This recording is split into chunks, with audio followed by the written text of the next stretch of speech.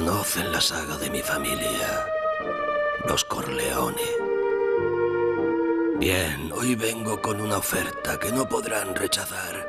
¿Y cuál es? Que todos ustedes verán a Euskal Telebista.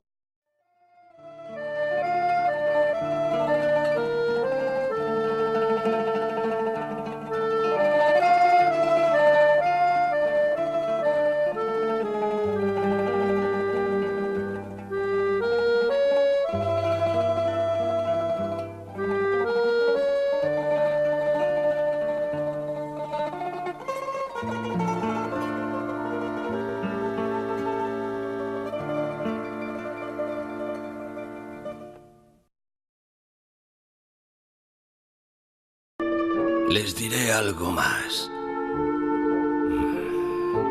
Quien no quiera ver me causará una profunda decepción.